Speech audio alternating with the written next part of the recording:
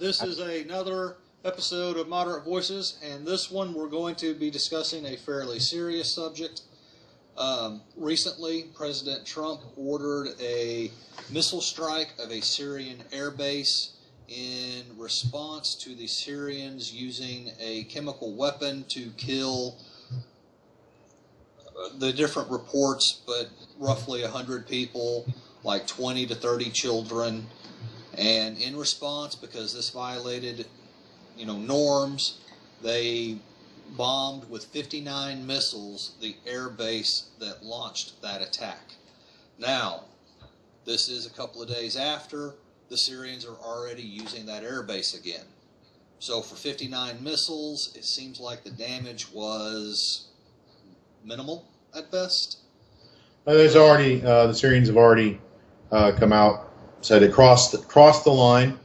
They're working with their allies, Russian and Iranian allies, to improve their airspace.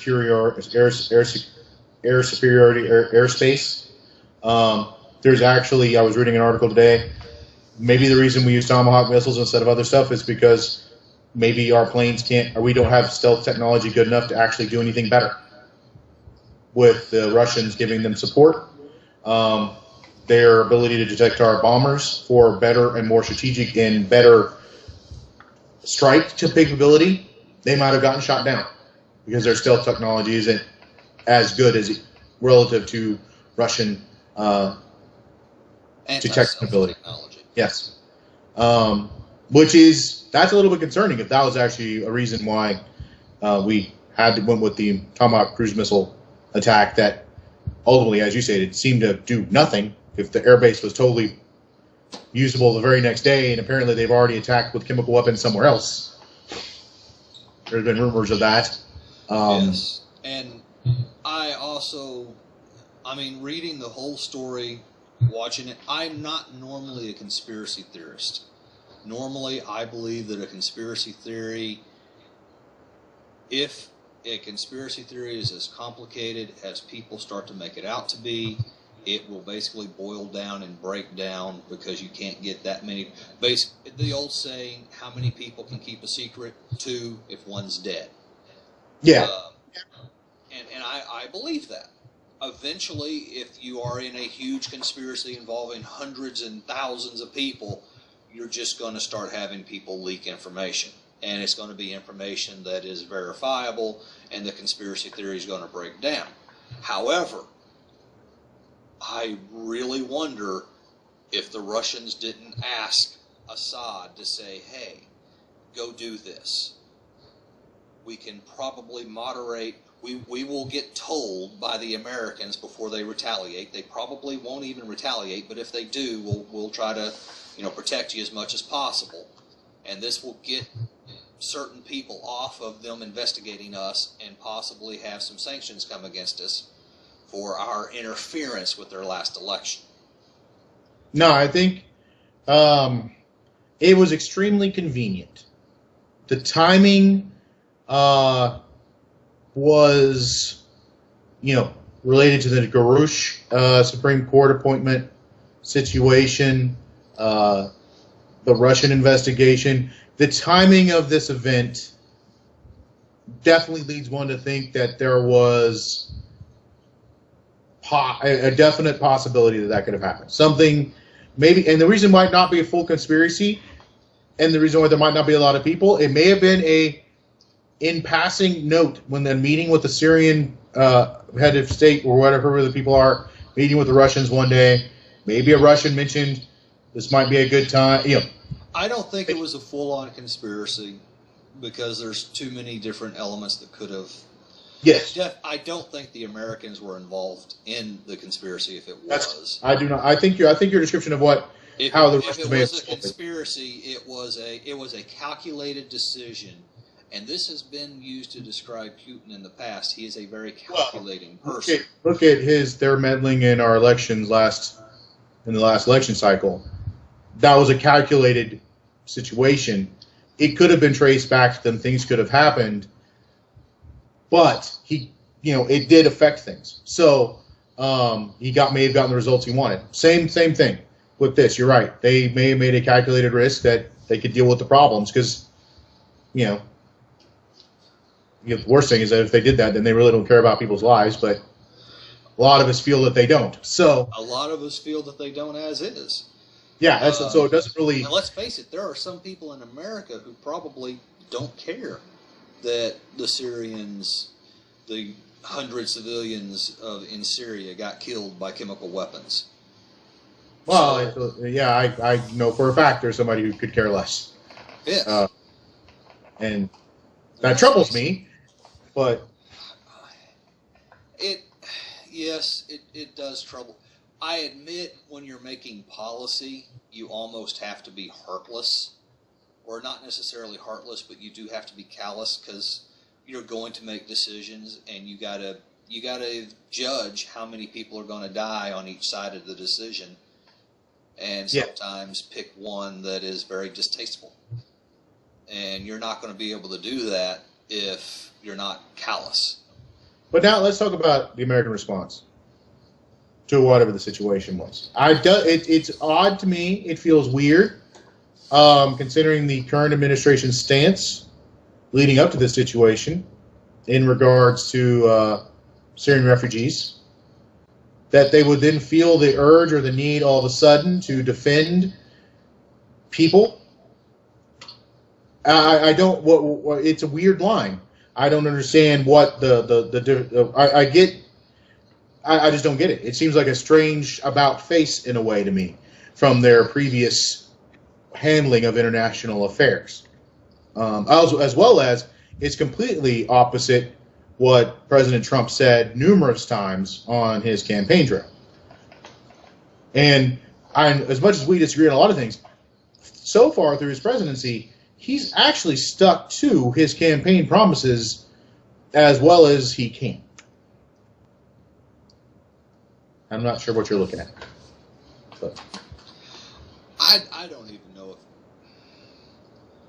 I do not see the about face that you do. They don't want Syrian refugees coming in because that country is in such turmoil right now that they're afraid that operatives that are not friendly to America will be able to slip in by bypassing the security process. Now, that kind of calls into question our security process and our welcome when they get here. Most of them don't. It's hard to see who is going to be radicalized when they get here and who is radicalized before they get here. The ones that are radicalized after they get here, there's no amount of screening that can prevent them from coming because they're not radicalized when they come. Yeah. So that is the whole idea of let's keep the Syrians over in Syria where essentially they can suffer together. I mean, that's more an about face to me. Is that not the actual effect of the policy? Whether or not that's the intent or not, it's the but I mean but to me the effect is where I see the about face. If you're going to let them suffer, then why? My issue is he has killed so many more civilians with regular bombs and guns and conventional weapons, but 100 of them dying by chemical weapons is so much worse than 1,000 people dying by conventional methods. Exactly. It doesn't seem to be the reasoning for it doesn't seem to fit the reasoning for the others. That's where it is odd to me. It's disjointed. Apparently, the reaction to use of chemical weapons has been ingrained in people that's beyond the pale of what's okay. But as you stated, it's fairly clear in other countries. You were the one who mentioned another thing. Is it why don't we get involved in Africa where they? There are many countries in Africa where they use machetes. Yes. And they can kill just as many civilians with a machete. And they kill children there as a regular thing because they're of a different tribe, and so they must be killed. Yet we don't intervene there in any fashion or at all, whether it be to take refugees or to actually do anything on the ground. So what is the motivation? Why is there's a reason for the United States to feel that we have to intervene in Syria when we don't intervene in these other places. If we're going, what is the reasoning for it? I don't see it. I don't see why this is a special case. Unless you bring in the concept of oil or whatever, and then now it's economically motivated, and that point, once you accept that it's economically motivated, the whole humane side of things just becomes just a justification. It's not the real justification. It's just the political justification. It's the face. Something. Yeah, it's the face. It's the front. And it makes me feel cheapened and worse about it if that's really. And to me, that's the only thing I can really honestly, the way. Sitting here, Monday, armchair quarterbacking Trump's decision. I'm not saying I wouldn't have made the same decision. And when he did come my thing about it is, I probably would have made the same decision, but I would have been consistent in if I'm going to care about Syrian families and civilians, to care about them all the time, i.e. the refugee situation. Either you care, it's one of those things you always have the same, either we let people die or we don't. I'm a little bit, I think that we should either choose one or the other. And there is justification from a nationalistic point of view to let Syria deal with Syria, as long as it doesn't affect us. And that's the worries, like how much of that's going to breed over here. But if we don't interfere, maybe it'll stay there. We just have to protect our borders. That follows with the idea of keep the Syrian refugees out. The problems stay there, right? Mostly, yes. Mostly. We've got. There's always going to be ancillary problems and stuff that's going to breed from it. Refugees are going to be fleeing that country because of what's going on right now, and the countries around it. You're saying, I don't know exactly what you're saying. They shouldn't allow the refugees to leave. If that's up to the nations themselves. That's the country you were born in. Here's our firing squad. You try to cross, we just kill you. Isn't that what the kind of essentially the U.S. is kind of doing? You're not allowed in. They put you on a thing and send you back. Right? Isn't that what our plan or what our thing is attempting to do? Is if refugees come here, not to accept them, to turn around and send them back? Why couldn't other countries do the same thing?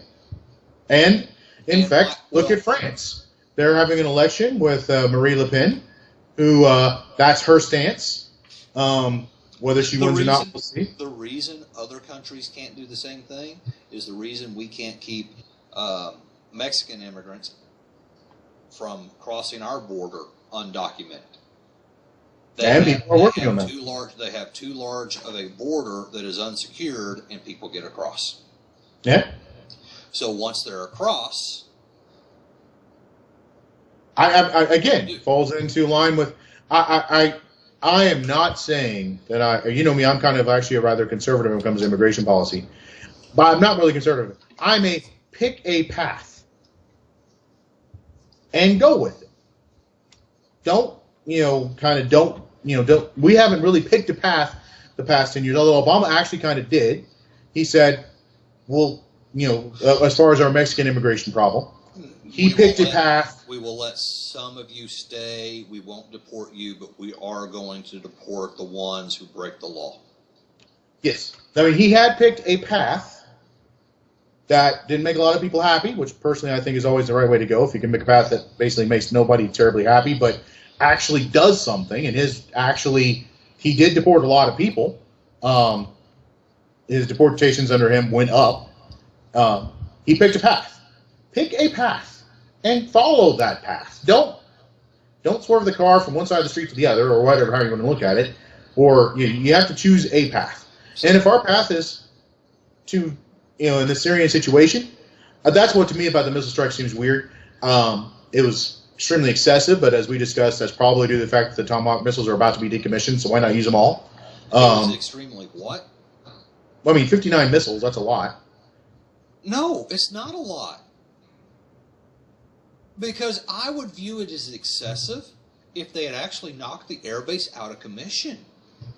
True. They were using the airbase the next day. Well, the question we have to ask ourselves, and nobody's talking about this, that air base was apparently were protected by Russians. How many of our actual Tomahawk missiles actually hit? How many of them got shot out of the sky before they got there? That's the question I haven't heard anybody answer or ask. Well, we're assuming that they all hit their target because we're so used to it as Americans that our missiles always hit their target. But we've never really targeted someplace that actually had Chinese or Russian support in defending it. Are we absolutely certain that our missiles are error-proof when targeting places that are technologically equivalent to us? If not, maybe farther along? One, America told the Russians what they were going to do. Yes, they did. So what did the Russians do in response? Two, there's a lot of video of the missiles hitting, but I'm not a military expert. I don't know if they're hitting the intended target or if they're slightly off kilter and hitting the pasture next to the intended Here's target. Here's a conspiracy theory for you. Are you sure it's hitting the target? Are you sure that's the real video? I am sure it's the real video. Yes. Okay. Am I sure the missile... I'm not sure about anything else, but I am fairly certain that that is the real video. Because the length of time it takes to manufacture a video and the length of time it takes to simply release the video from a missile, they probably released the missiles. And they're saying, but is the buildings they're hitting or is what they're hitting anything? I mean, is there any collaboration from the non-missile generated video that they... Well, no, there is. In the airbase from the satellite images, the airbase did get hit. Yeah. It just didn't get knocked out of commission. I mean, the question is, of the 59 missiles that they fired, how many of them actually... So all the video you've seen, is it 15 missiles that hit? And the other 44 missiles all got shot out of the sky? But they don't show us. I mean, there's no... I mean, I'm wondering, this is the first time that we've gone up, and there's talk about, as I said, of some other stuff, talk about, are we technologically superior, militaristically speaking, relative to Russia? We've always been neck and neck with them. We haven't really gone head to head against them or China in... And the question that begs itself, if we're not, where did all the money we spent on our military go? Yes, very good question. Because we are outspending them by percentage points, not, minimum. We're not neck and neck in how much we spend. We are outspending them by a lot. So if we are not the best, where did all that money go? And was it wasted? Because that's an excellent question. If we have more corruption in military spending than we do food spending, maybe we should cut back the military and put it all in food. Hey, yeah, we will have people that abuse the system. But at least, 50% abuse, we're feeding 50% of the money's going and feeding the public that needs to be fed. The military, apparently, you can spend millions and... That's my curiosity about this is that I don't know how we rank. I'm curious. And unfortunately, there's only one way to find out, and I don't want to find out. Well, it's things like, and who knows? You back to your conspiracy theory. Maybe Russia was trying to test something of theirs out too, setting up a scenario where they could test something. Maybe this is the first time where we get the fact that they're pulling the string, that how much influence they have and stuff like that, where they can test some stuff. Or how manipulative are they? Can they set up a situation where they pretty much know how the major players are going to react so that they can kind of go, I mean, if they have as much of a pulse on Trump as many of us are worried, they might... Honestly, he's almost easy enough to read that they may know the buttons to push. That's what worries me a little bit going forward. Is that all it takes to push his buttons to get him to do something? That are we going to start seeing him reacting to stuff and like that kind of stuff? Because are they that manipulative? Do they know how he's going to act, how his generals are going to act, so that they can? The impression that a lot of the experts have from Russia is, yes, they are that manipulative. The question is our current administration that vulnerable to being manipulated? I'm afraid it is. And because unlike previous presidents, ignore the previous one, the ones prior to, just like the last string, Trump has absolutely no experience dealing with people in this kind of a situation. Maybe they didn't have a lot either, but he also, oddly enough, I personally think he has the biggest ego of any president since Reagan. The thing about Reagan was that actually his ego wasn't this big. I mean, that's part of the thing, is I just don't know if I can trust the Trump administration and its decisions on a lot of things. But we're going to have to discover that as time moves on now. But this is somewhat indicative of, and then of course the national reaction has been almost overwhelmingly positive, it seems. Which doesn't make a whole lot of sense to me. I mean, I understand doing something. Certain people they want America to intervene in Syria, so doing this, maybe that's enough. Hopefully it's a sign of things to come. You know, let's not back away from it. Maybe they can keep him engaged, keep everybody going. I understand that people viewing it as positive. The Republican side that is kind of, respond to everything with a fist. I understand why they're kind of, on a national scale, American diplomacy, you have to have the follow-up. Basically, that old speak softly, carry a big stick. Well, if no one thinks you even have a stick, right, it doesn't matter how you talk. So occasionally showing them that, yeah, we still have a stick. We can still, but, I mean, the end effect, if it didn't accomplish anything, it was a lot of explosions, a lot of beautiful missiles that did nothing. It's like the special effects scene in a movie. Yeah.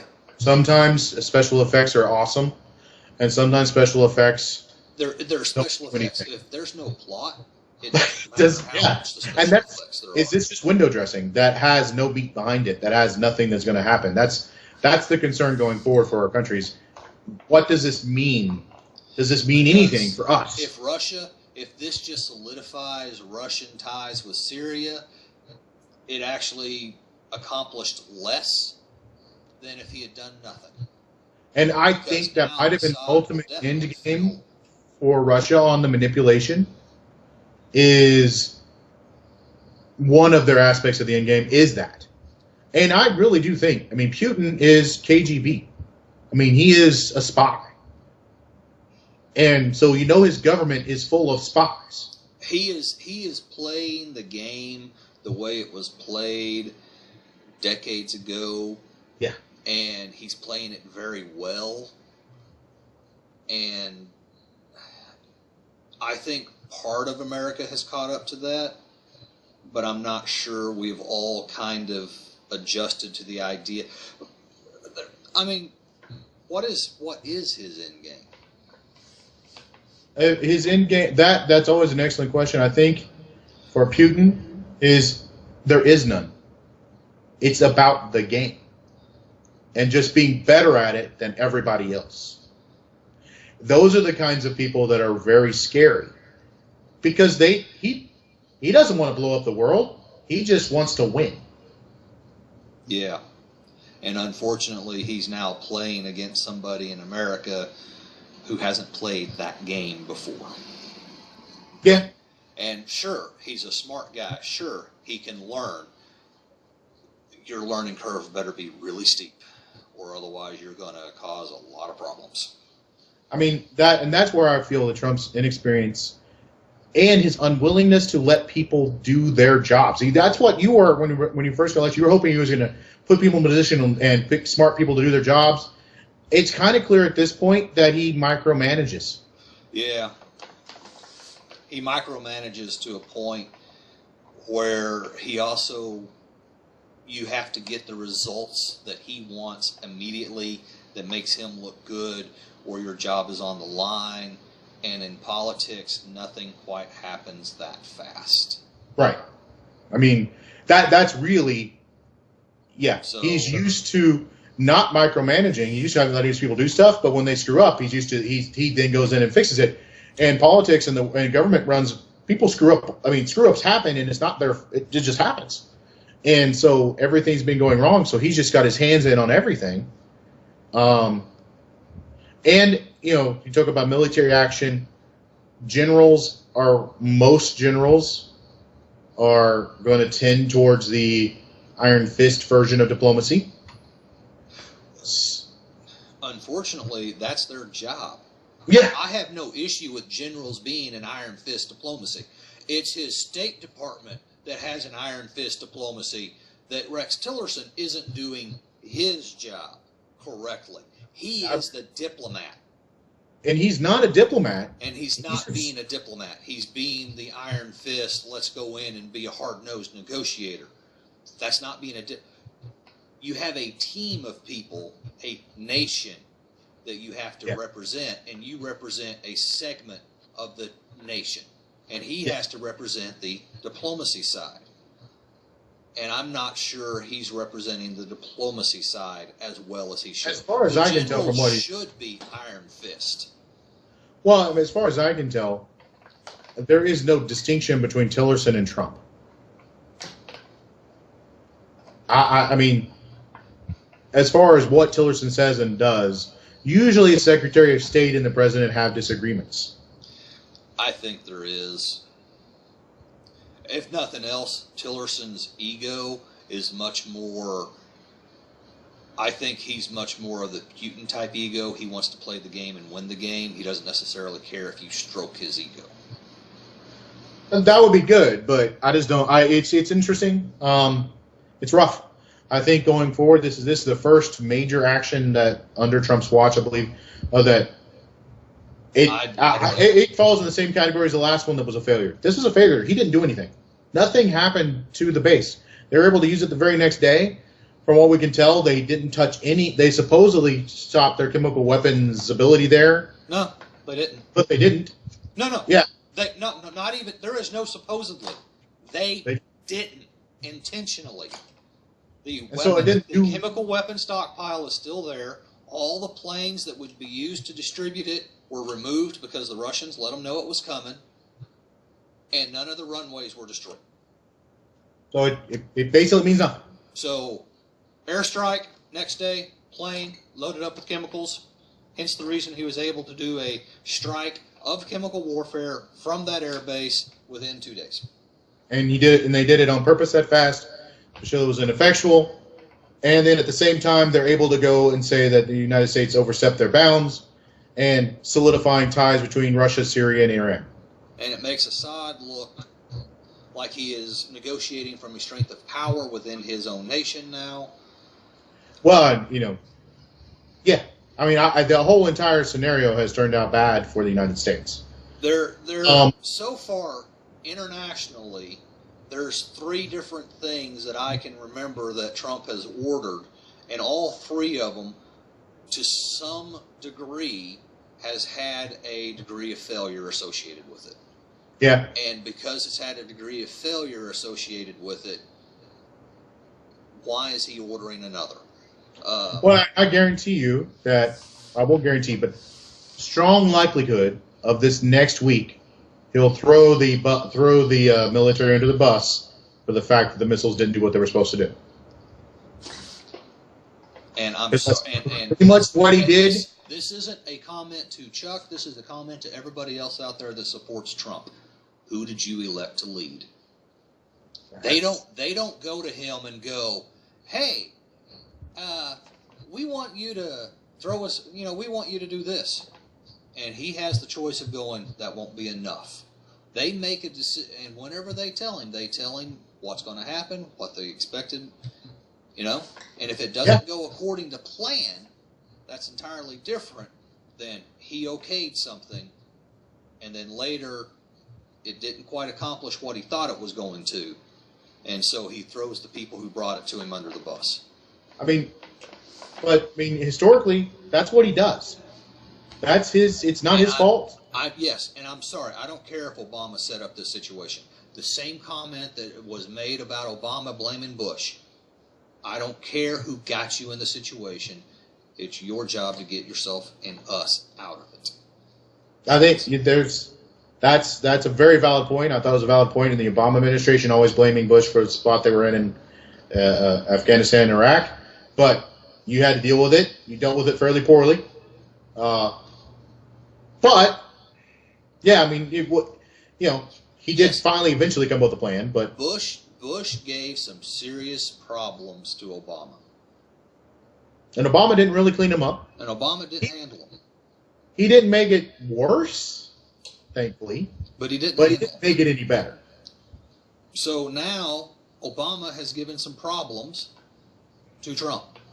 And if his stance is to not make it worse, he's failing. Because I think he's actually making the situation worse. 2 minutes? I mean, if the result of this is stronger ties between Russia, Syria, and Iran, I find that to be a worse situation than what we started with. Yes, and on a world scale, a stronger tie between those three and a tie against American aggression,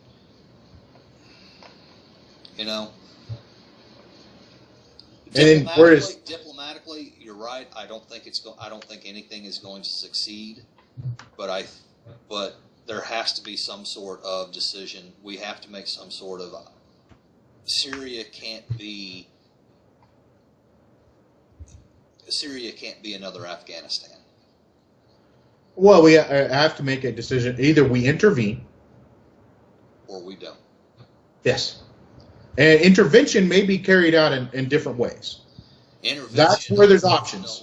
Intervention would have been sanctions against Russia because they did not live up to their agreement to convince Syria and basically let Russia, you took on this problem and you got to handle it now. In my opinion, I agree. I think that would have been the appropriate thing. The United States could have gotten the other world governments to agree with them on that. And that would have been the way to go to try to intervene in a way that makes something happen positively. But we didn't take that path. So what do we do from here? Yes.